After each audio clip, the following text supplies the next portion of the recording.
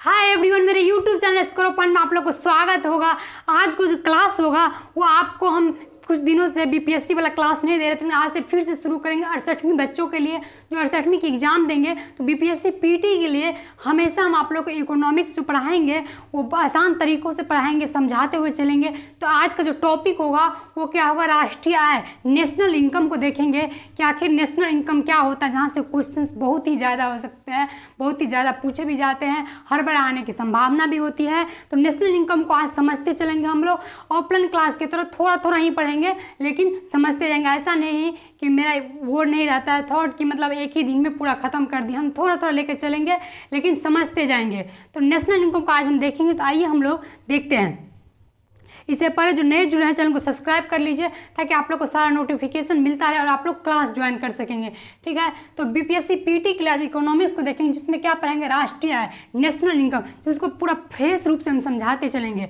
तो सबसे पहले सारी बातों का आपको ये बोर्ड पे नहीं देखना है, आपको जो बोल रहे हैं उसको सुनिए। नेशनल इनकम का मतलब ही होता है कि आप राष्ट्रीय आय का मतलब होता है कि एक साल में, मतलब एक वर्ष में जो इनकम जो होता है पूरा राष्ट्र का, मतलब पूरे देश का जो इनकम होता है वही होता है क्या, नेशनल इनकम। तो यहाँ पे हमने लिख दिए हुए हैं क्योंकि लिखना भी ज़रूरी होता है। बहुत सारे बच्चे को पढ़ के ही समझ में आती है, बातों पर कहीं और ध्यान कहीं और भी रहते हैं, ठीक है। तो यहाँ पे हम लोग क्या देख लेते हैं, राष्ट्रीय आय मतलब एक राष्ट्र की कमाई एक वर्ष में। सिंपल सा बात समझ लीजिए, आपको ऐसे ही नहीं याद होता है तो यही समझ लीजिए कि आपका एक परिवार है, उस परिवार में एक साल का जो कमाई होता है तो परिवार को आप पूरे मतलब राष्ट्र समझ लीजिए, पूरे देश समझ लीजिए, और इस एक साल में जिसकी इनकम जो होता है वो पूरा राष्ट्र का इनकम समझ लीजिए। ऐसे आप याद करिए, आपको मतलब इजी कर लीजिए कोई भी चीज़ को। आपको ऐसे भी नहीं समझ में आता है तो समझ लीजिए कि एक साल जो आप एटीएम में जमा किए पैसा, तो एटीएम को मान लीजिए आप कि पूरे राष्ट्र है, और एक साल में जो पैसा जो पूरी तरह से आया, कभी गया, कभी आया, कभी निर्यात, कभी लॉस हुआ, कभी सारे चीज़ को जो करके जो शुद्ध मूल्य निकलेगा आपको एक साल में, मतलब जो आपके पास जो पैसा आएगा एक साल में, वही क्या हो गया, राष्ट्रीय आय। आपको जैसे समझ में आना है लेकिन समझना है। लेकिन क्या है, यहाँ राष्ट्रीय आय का मतलब पूरे राष्ट्र की कमाई एक वर्ष में, ठीक है। पूरे राष्ट्र की कमाई जो एक वर्ष में होगा वो क्या हो गया, राष्ट्रीय आय। आपको राष्ट्रीय आय क्लियर हो गया होगा। अगर डाउट होता है तो आप मुझे कमेंट जरूर करिए।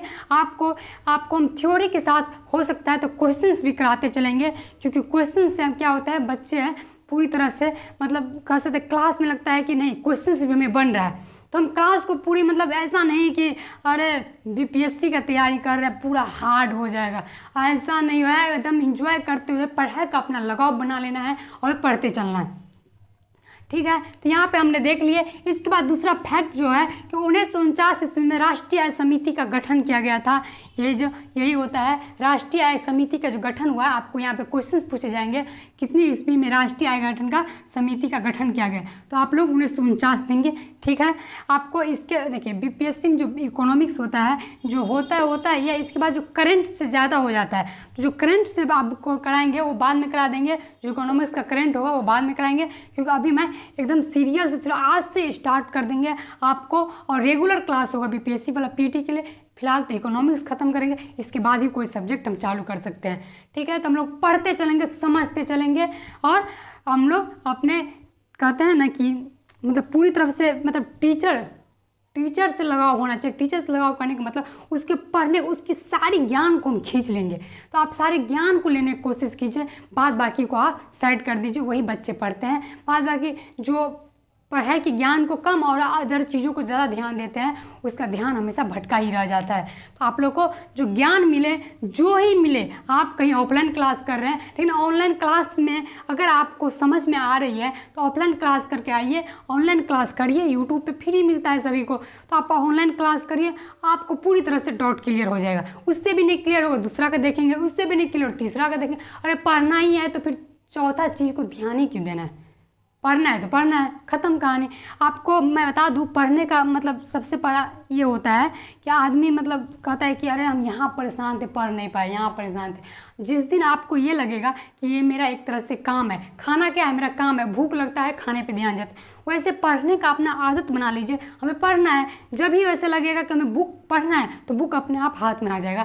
तो हमें पढ़ना है तो पढ़ना है। तो क्या हो गया, हम यहाँ पे टॉपिक पे ध्यान देते हैं। हम लोग कहते हैं राष्ट्रीय आय से तात्पर्य है एक वित्तीय वर्ष में वस्तु और सेवाओं से अर्जित मूल्य का योग।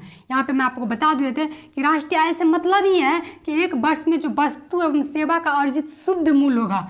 मतलब शुद्ध मूल्य कहने का मतलब होता है कि मान लीजिए कोई वस्तु, मान लीजिए एक फ़ोन खरीदे हम, और उस फ़ोन को जब लिए नया में तो कितना में लिए, 20,000 में लिए।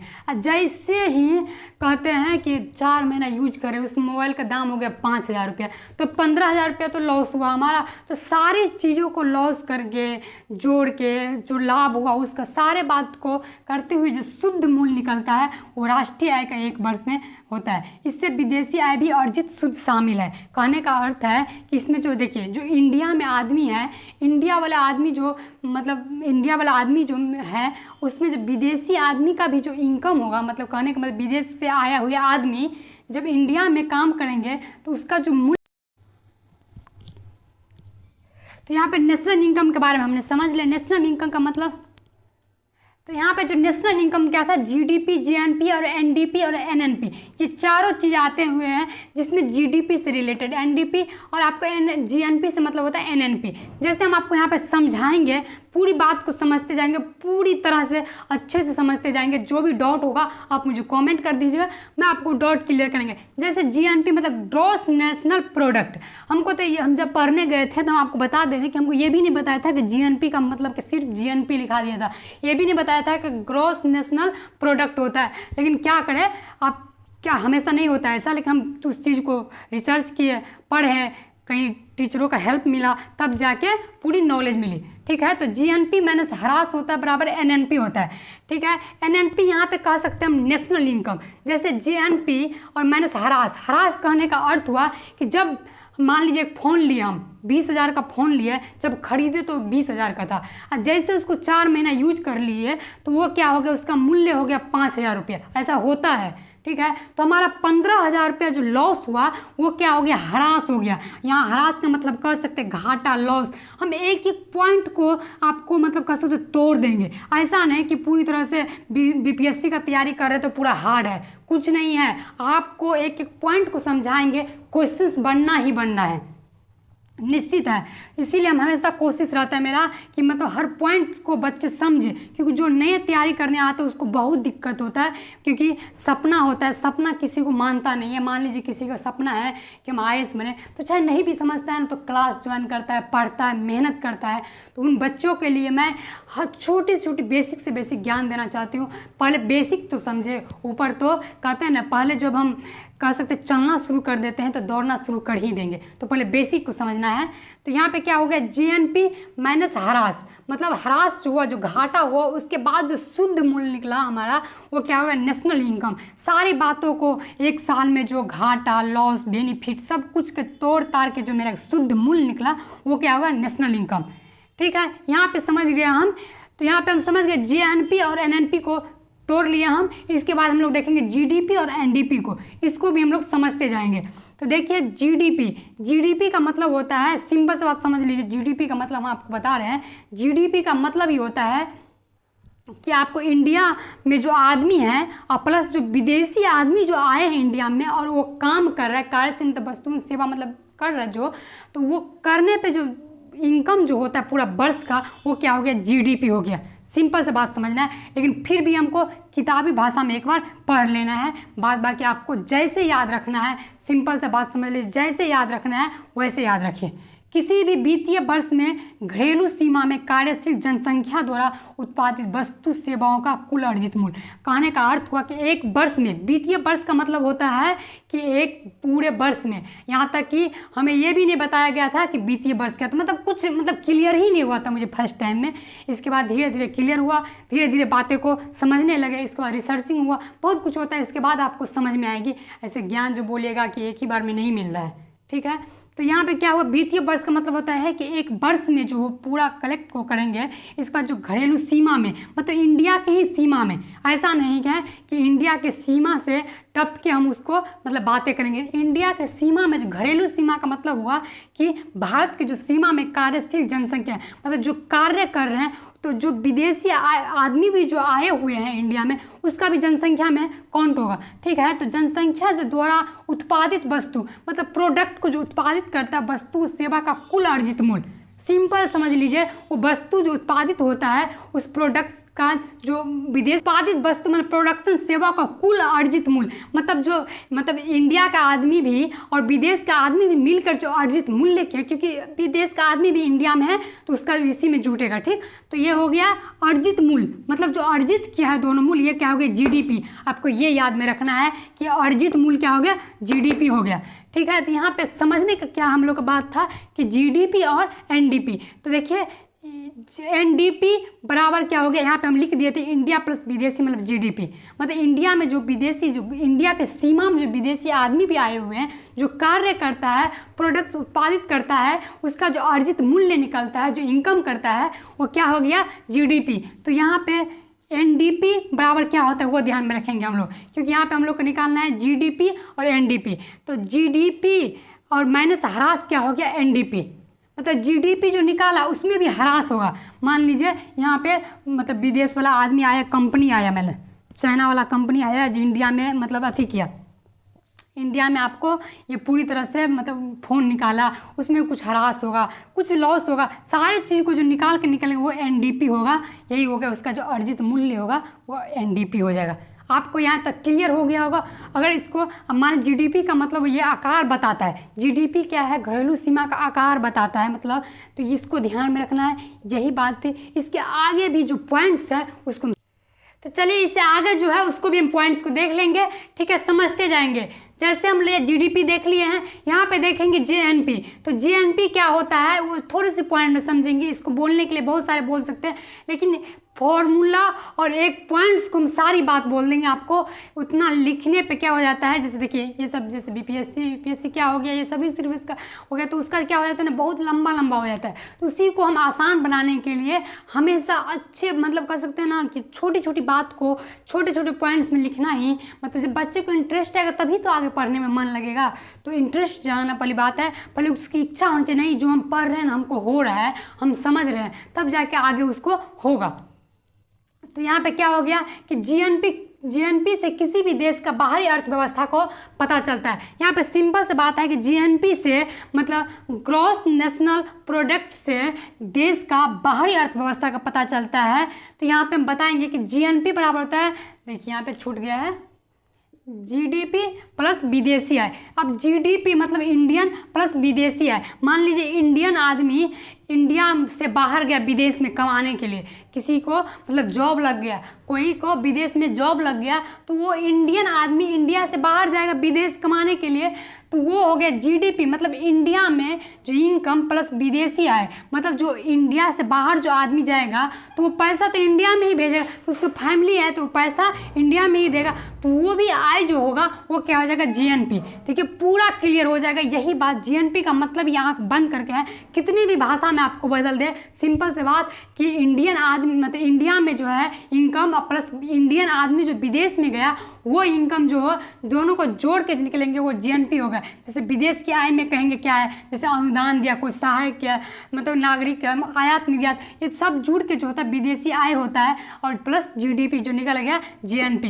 क्लियर हो गया। यही से, इससे ज़्यादा कुछ नहीं। इतनी ही बातों को आपको कई भी तरीक़ों से पूछे जाते हैं, तो आपको ध्यान में रखना है बस जीएनपी का मतलब क्या होता है। ठीक है, इसके बाद जो अगला फैक्ट है वो क्या है, जीडीपी और जीएनपी दोनों ही बाजार मूल्य एवं साधन कीमत पर गणना की जाती है। मतलब जीडीपी और जीएनपी दोनों को ही बाजार मूल्य, साधन मतलब सर्विस, मतलब जाने आने की कीमत पर गणना की जाती है। सिंपल सा बात है, ये सब पॉइंट है, फैक्ट है, आपको याद रखना पड़ेगा। देखिए यहाँ पे क्या होता है, जितना आपको याद करना ही पड़ेगा। कुछ भी कर लीजिएगा, जब तक याद नहीं करेगा तब तक कुछ ऐसा नहीं बोलेगा टीचर एकदम हमको मूल मंत्र दिए हैं यादें हो जाएगा, ऐसा नहीं होगा, आपको याद करना पड़ेगा। तो देखिए अगला पॉइंट जो है कि राष्ट्रीय आय संबंधी आकलन, मतलब राष्ट्रीय आय संबंधी जो आकलन था 2004 और 2005 था, जिससे जनवरी 2015 में बदलकर 2011-12 तक कर दी गई। इसको एकदम याद रखना है। ये सब क्या समझाएंगे, इसमें आपको याद ही रखना है, यहाँ से बदल कर यहाँ कर दिया गया, इसको आपको याद रखना है। इससे आगे पॉइंट्स हैं जो समझाने वाले पॉइंट्स हैं उसको हम अपने खुद तोड़ के बता देंगे, बाद बाकी याद रखने वाले पॉइंट को आपको याद रखना पड़ेगा, ठीक है। इससे आगे वाले पॉइंट्स को हम देखते हैं। कहते हैं राष्ट्रीय आय की गणना नई अवधारणाओं में जीडीपी का आकलन स्थिर मूल्य एवं पर बाजार मूल्य पर की जाती है। कहने का अर्थ हुआ कि राष्ट्रीय आय की जो गणना है वो नई अवधारणा में, मतलब नई जो अवधारणा है उस पर जीडीपी का आकलन स्थिर मूल्य पर बाजार मूल्य की जाती है। इसके कारण जीडीपी की दो अवधारणा आई है। मतलब सारी बात को पता करने के बाद जीडीपी की दो अवधारणाएं आई है। एक क्या है, जीडीपी एट कांस्टेंट प्राइस, और दूसरा क्या है, जीडीपी एट करंट प्राइस। अब यहाँ पे हम बात को समझने की बात है कि जीडीपी एट कांस्टेंट प्राइस मतलब दो अवधारणाएं जो नई आई है उस बात को क्यों, मतलब एक देखा है, एक आदमी देखा कि एक ऐसा प्राइस है जो कभी कम नहीं, मतलब कम मतलब ज़्यादा, मतलब कम ज़्यादा, मतलब तुरंत नहीं हो रहा है। कहने तो एक अस्थायी रूप से होता है। मान लीजिए एक नमक का प्राइस है जो आपको 20 साल में चेंज हुआ, तो ये मतलब कह सकते हैं इसमें आ गया कांस्टेंट प्राइस है। चाहे कितनी भी मांगे होगी, क्योंकि उसकी मात्रा जो है कितनी भी कुछ हो जाए आपको ये कांस्टेंट प्राइस रहता है। ये धीरे धीरे मतलब कह सकते हैं बहुत मतलब डिस्टेंस में बदलता है, वो क्या हो गया, कांस्टेंट प्राइस। 1-2 रुपया बदलने की चांसेस रहती है, वो भी बहुत दिनों के बाद। और करेंट प्राइस जो हो गया आपको, मान लीजिए मोबाइल है, आज एगो मोबाइल है जो 15,000 में दे रहा है, और कल नया लॉन्च होगा 20,000, 30,000, मतलब हमेशा वो करंट होते रहता है। आदमी की मांग पे करंट होते रहता है, तो उसकी मांग पे जैसे आदमी का मांग हुआ उससे बदलते रहता है प्राइस, तो वो हो गया करंट प्राइस। आपको एक एक पॉइंट हम तोड़ के बताएंगे, टेंशन नहीं लेना है, एकदम अच्छे से तैयारी करना है। आप बस रोज़ क्लास को ज्वाइन करिए और रेगुलर क्लास देखते रहिए, क्योंकि हम एक क्लास में आपको पूरा नहीं दिखाएंगे। आज के लिए इतना ही होगा, इतना को ही आपको ध्यान रखना है, एकदम जी पे रट लेना है। जितना ही पढ़ना है दिमाग में पूरी तरह से रख लेना है। इसके बाद कल बताएंगे हम आपको जीडीपी का कांस्टेंट प्राइस, जीडीपी का करंट प्राइस को पूरी तरह से, जो क्योंकि पॉइंट्स को लिखना ही पड़ेगा जहाँ से क्वेश्चंस पूछे जाते हैं। इसके बाद एक क्लास और होगा राष्ट्रीय आय का, इसके बाद खत्म हो जाए। इसके बाद अगला टॉपिक चलेंगे, हम लोग पढ़ते जाएंगे, इंटरेस्टिंग बनाते जाएंगे। चाहे 20 मिनट का वीडियो हो, 15 मिनट का वीडियो हो, लेकिन उससे मतलब नहीं आता है। ऐसा नहीं कि 2 घंटा का वीडियो दे दे समझ में नहीं, ऐसा नहीं हम कभी करेंगे। आपको ऑफलाइन क्लास की तरह थोड़ा पढ़ाएंगे, ठीक है। अगर आपको कोई डाउट होता है तो कमेंट करिए। अगर आपको अच्छा लगा वीडियो तो ज़रूर वीडियो को शेयर करें ज़्यादा से ज़्यादा बच्चों को, क्योंकि उन बच्चों को जिसे मतलब तैयारी करने तो आ गए हैं लेकिन कुछ समझ में नहीं आ रहे, उन लोगों के लिए थोड़ा सा मतलब कह सकते हैं थोड़ा सा मैं सहयोग करना चाहती हूँ। आप लोग ज़रूर उसके मेरे साथ दीजिए, हर एक बच्चों के साथ शेयर करिए। मिलते हैं अगले क्लास में आपको इसका सेकंड पार्ट लेकर, ठीक है। Thank you.